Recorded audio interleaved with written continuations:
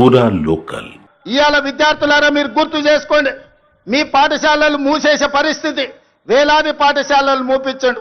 ప్రభుత్వ నోటిఫికేషన్లు ఇవ్వలే. ఉద్యోగాల నోటిఫికేషన్ల కోసం ఇందిరా పార్క్ దగ్గర, లేకపోతే అశోక్ నగర్ చౌరస్తా దగ్గర, దిల్సుఖ్ నగర్ చౌరస్తా దగ్గర, అమీర్పేట్ చౌరస్తా దగ్గర వేలాది మంది విద్యార్థుల నిరసన కార్యక్రమాలు ఆనాడు ఉద్యోగాల కోసం చేశారు. కానీ మన ప్రభుత్వం వచ్చిన తర్వాత మేము మీద నోటిఫికేషన్లు ఇస్తే ఇన్ని నోటిఫికేషన్లు ఎంబడెంబడే వద్దు, మేము చదువుకోలేకపోతున్నాం, నోటిఫికేషన్లను వాయిదా వేయండి. ఈ దేశంలో ఏదైనా ఒక రాష్ట్రంలో ధర్నా జరిగిందంటే అది తెలంగాణ రాష్ట్రంలోనే.